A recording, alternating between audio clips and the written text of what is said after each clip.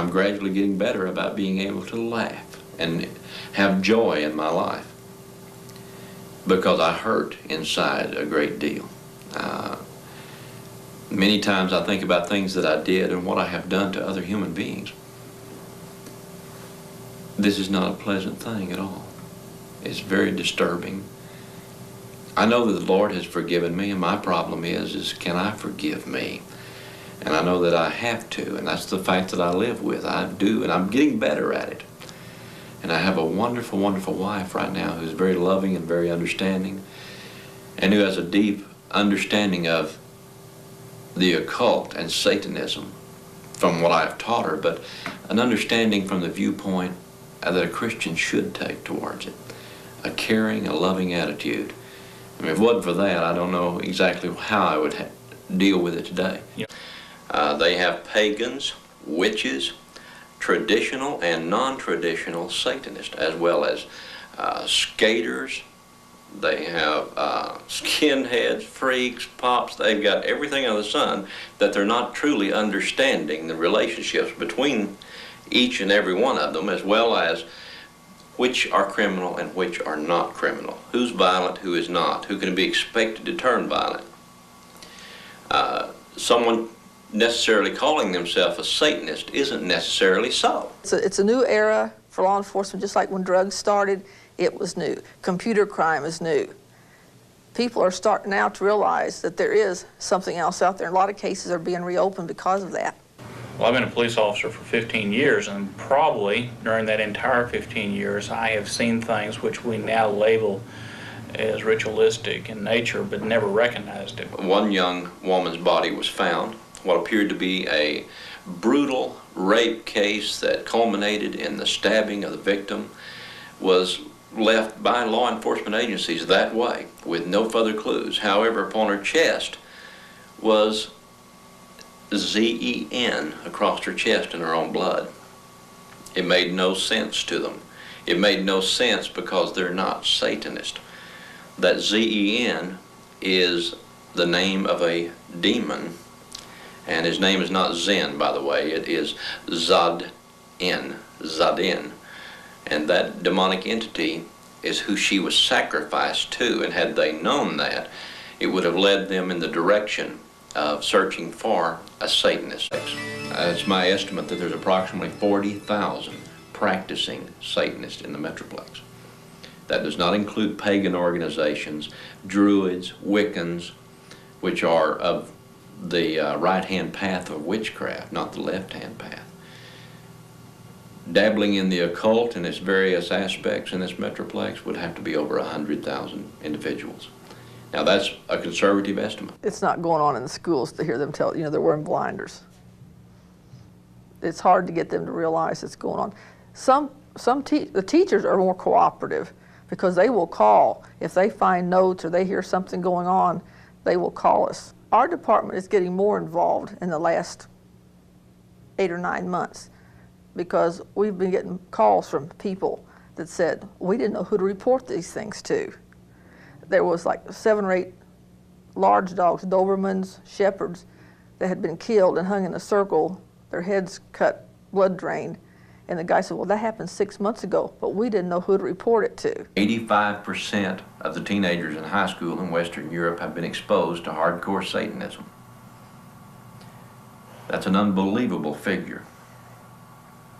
Here in America, I do not believe those figures are that high, but I would venture to say that 40% of the kids. Once they get involved with this, they don't get out because they've taken part in so many criminal offenses that they can't just get up and walk away from it. They're trapped by their actions and they're blackmailed into staying in. Another thing is that there's a good deal of power. It's an addiction. It's an addiction to evil. We all understand. Let's take it to the practical. For the public schools, teachers and counselors that are watching, they understand addiction. They understand how an addiction will move from marijuana to cocaine. In my own family, we watched an addiction in my second son move from marijuana into a $700 a day cocaine habit that nearly killed him. He was putting IV cocaine in his arm every 15 minutes during the day. And he didn't just start that way. And these people are into an addiction as well.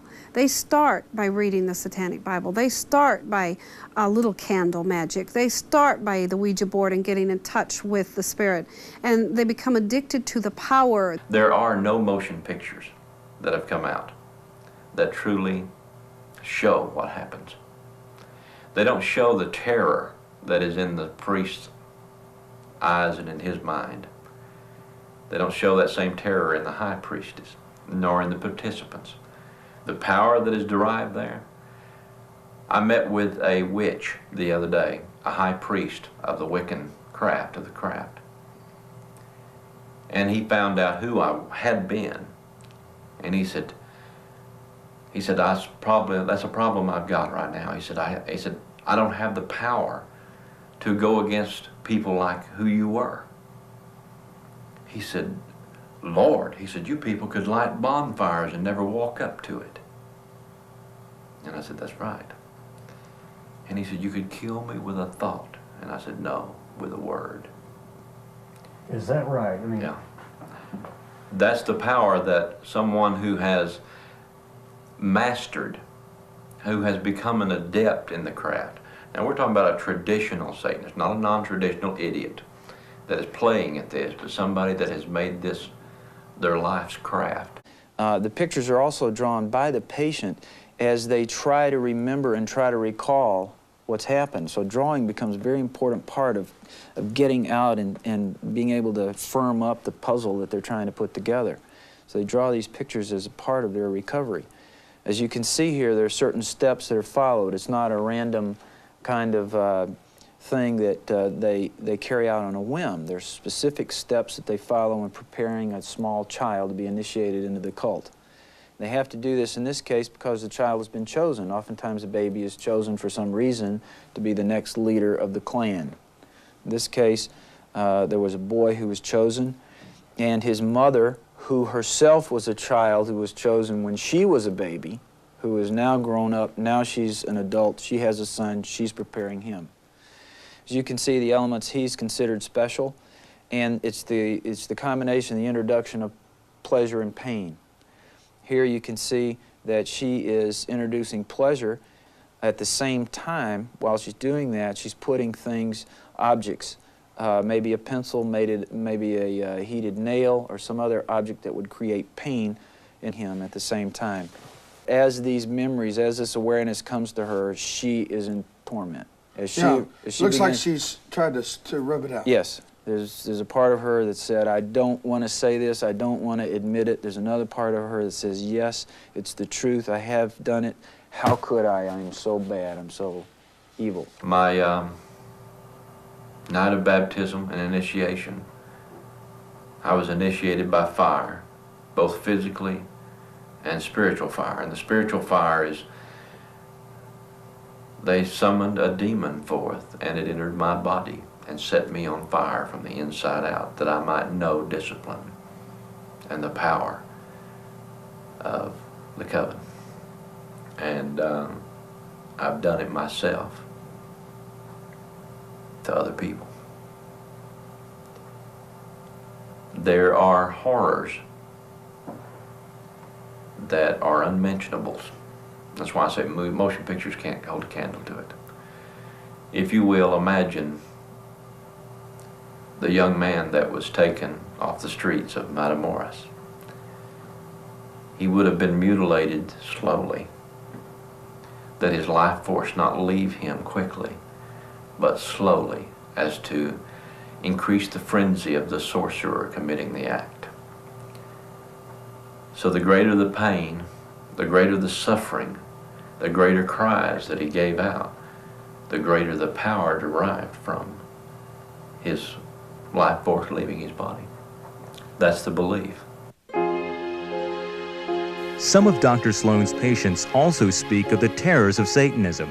These pictures were drawn by adults remembering things they had long ago repressed, things done to them as children when they had been forced to take part in cult rituals.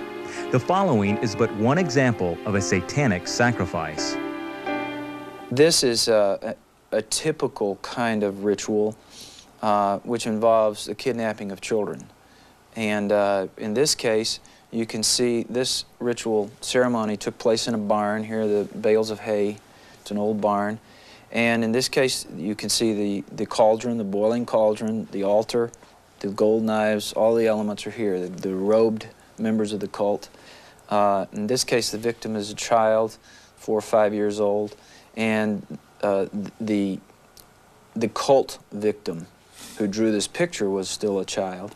And the sacrificial victims were, in this case, 2, a brother and a sister who had been kidnapped, and they had been seduced. And at this point, she reports that they weren't really scared. They'd probably been taken off of a playground somewhere and said, we're going to go have a birthday party or something. So they weren't scared. They're brought in ages about 7 and 5. You can see the cult leader here. These children are tied onto the altar. And there's also the beginning of bloodletting. So they've cut the boy some. He's starting to cry and she's crying because they realize now what's happening, of course, and there's screaming. It starts to happen. The member of the cult, the child member of the cult, of course, is watching. She's very scared. She's reporting and she's remembering that they made her do this and how bad she feels about it. But she can't help it. She's 4. These are adults. She's a victim in this process. As this ritual proceeds, you can see that there begins to be a lot of blood. You can see that the boy here is then cut open, again, along his chest, ripped apart, his organs taken out, and then he's dismembered. You can also notice that the little girl has lots of little cuts, and she's bleeding pretty profusely here from her groin area. So there's beginning to be a lot of screaming, a lot of blood, dismemberment, and preparation for the cannibalism. You can also pick up in this drawing the worship nature of this. Right. This is not just an event. This is a worship service that builds to a frenzy, builds up to a peak. And this, of course, is, as this person wrote here, preparation for the human stew. Here, the brother is dismembered. He's already gone. He's in the stew. And the child member of the cult then herself is brought up to participate more. The adult leader is cutting the little girl and killing her ultimately as the child member inserts other objects into the little girl. The element that's not really seen here but written in is the sexual abuse that always precedes the bloodletting. The members of the cult all sexually abuse the victims before the torture and the mutilation begins. This is where the power of pornography in our society begins to play its role. It's the introduction of the bizarre, that pornography begins to be a venting and a letting of urges, and once it starts, it's never satisfied. And pornography is just the introduction. It's the little door to open to the mind. Well, pornography, of course, is an addiction, and pornography, sexual stimulation, it stimulates the same part of the brain, the pleasure center, that cocaine stimulates. It's addictive. And, of course, sexual stimulation and the unfettered expression of sexual fantasy is a part of all no of restraint, these. just absolutely not. anything goes. As you know, the satanic theology is the reverse of Christian theology. Love is bad, life Hate is is bad, hate is good, death is good. So there's the kind of the breaking down of any limits on fantasy and imagination, and what the theology of Satanism does is says no holds barred. Satanists stem from anyone who might have a low self-esteem about themselves, someone that is an underachiever, is not an overachiever, someone who is not charismatic in their attitude. Most normally a child that is been turned off by school, been turned off by his friends. Satanists will approach him and they'll woo him in because they will become his best friend. And after they get him, he's hooked. And somebody have tears and they keep hearing things in their home. The spirit is not resting. And it's very simple to cure someone with epilepsy. somebody that falls in these kind of fit, take your little needle, and hold his finger and just stick it just enough to draw blood, not stick it all the way where you hit bone, just enough to break the skin. Take a little bit of his blood and put a little sugar in water and make him drink of his own blood. Just a little bit, about 9 drops of blood. Matamoros is not finished. It's the beginning. It's the tip of a very, very large iceberg. And we're going to hear more of Matamoros. And the lady that was taken into custody, who she claims that she had no foreknowledge of these events and did not participate, I would venture to say she fits the exact profile of being the high priestess of this cult, as well as being the one in complete authority and in charge, not the Godfather. He was under her direct command. I think that our authorities here in the state of Texas have somewhat downplayed and may have missed the boat with her. The Mexican authorities have not missed the boat. They have her keyed in exactly who she is. And it's up to the authorities here to listen to them, pay attention to what they're saying. One Mexico authority down there stated that she exhibited 3 distinct personalities, one of which is this kind, sweetheart, all-American girl attitude. Another one that she exhibited is one that growls and bites and kicks and spits. She exhibits a third one that exhibits tremendous authority and power. That's why I say she probably is. She exhibits the type of personality, the type of demeanor, and so forth, an individual that would be in power. The most frightening fact of all is that Satanists today have encroached into every level of society, a dangerous and unseen force. Lawyers, politicians, police officers, and this is just very shocking at how many police officers, how many officials are actually practicing Satanist. And this is one of the other problems that we have in dealing with the crimes, is the crimes themselves are snuffed out. They're hushed up. Or if a crime is known to be in progress, it's very difficult to get anybody to respond to it because of things that are blocked within the judicial system. By Satanists? By Satanists. These people are in every strata of society. We're talking doctors, we're talking lawyers, we're talking a lot of Christian ministers who preach a sermon perhaps on Sunday morning and are involved in satanic rituals the night before. We're talking elders and Sunday school superintendents. I'm mentioning the cases that I am aware of. And as you've studied this yourself and read the literature, you know that people at every level and every profession, successful business people, psychologists, doctors, law enforcement people, are involved in this kind of thing. It's unnerving. Mainlined with Satan when I was 21 years of age. And I came out at age 28, but I was a Satanist high priest for 4 years. Now, during that particular time period, I remember very little as far as details are concerned.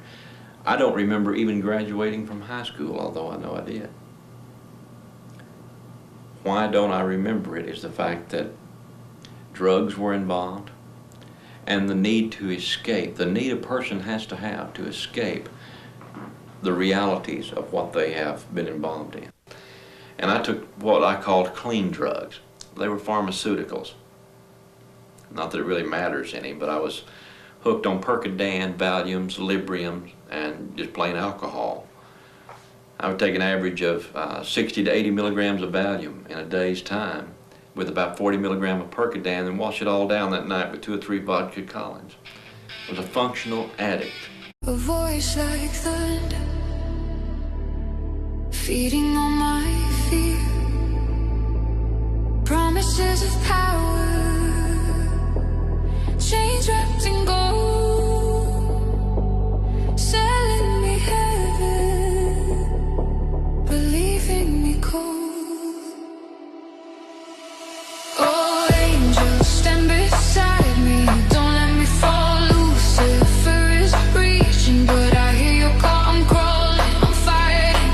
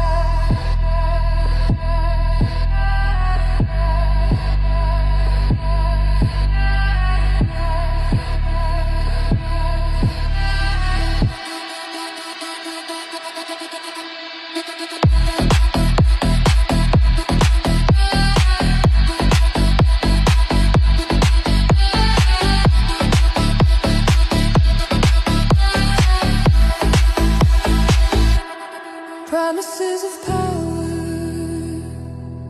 chains wrapped in gold, selling me heaven, believing me cold. Oh, angels stand beside me, don't let me fall. Lucifer is reaching, but I hear you call, calling and fighting, but I won't lose sight. Break these chains, lead me into the light.